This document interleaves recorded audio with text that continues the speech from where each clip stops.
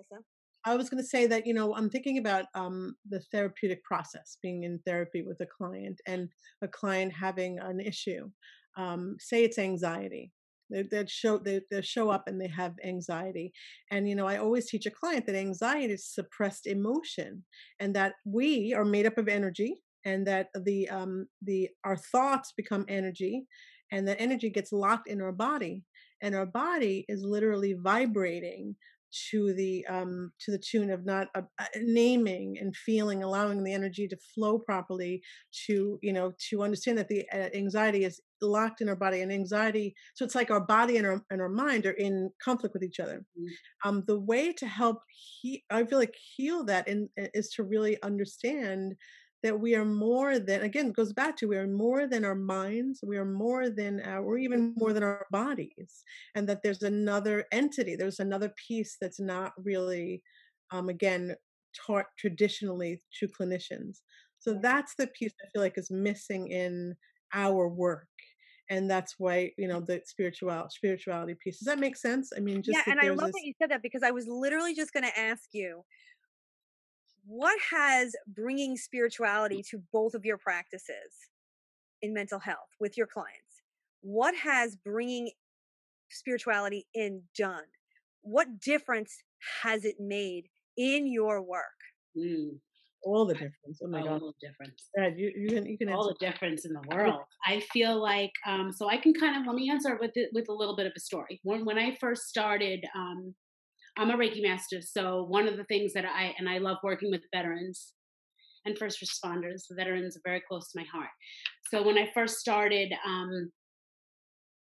doing some of the work, I had volunteered sharing Reiki with a group of Vietnam veterans.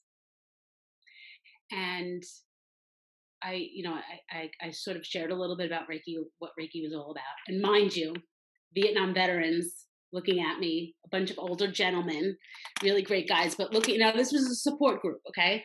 So they were there to kind of open dialogue and sort of, work with each other and themselves.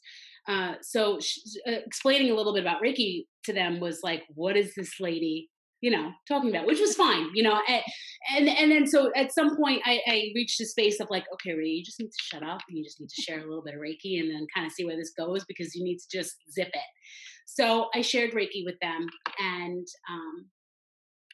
the energy of the room after the experience was completely shifted.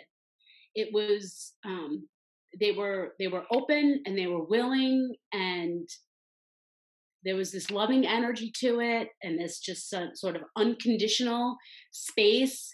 And that's when I knew that there was just something else to this. It was sort of like a therapeutic fast track, like a bypass, like a therapeutic relationship bypass in a sense. And what I mean by that is that it takes a while to establish, a therapeutic relationship, the trust that's there, the relationship between a client and a counselor that, creates a space for the willingness and the level of comfort to share some really important and significant things.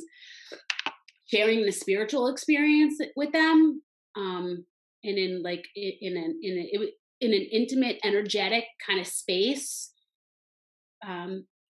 bypass that in a sense, which just created this fast track to, okay, let's talk, let's go there. And it would just, and then it became, So there was, so especially with Reiki, because, you and I share that, Rhea, that we are both Reiki master teachers, and the Reiki, the resonance of the energy that was shared in the room, even if the clients and the veterans you work with, they don't know what it is. They don't know what it is. They don't have to. Right. They're feeling it. They're feeling experiencing it. And then it creates this new resonance. And in that resonance, they're less vulnerable and there's an openness that occurred. And that really created the shift. It shifts the energetic relationship between people when you share in an experience like that. And when you share in spiritual energy, I think with somebody, it shifts your relationship. It shifts the way in which you both bring yourself to the interaction.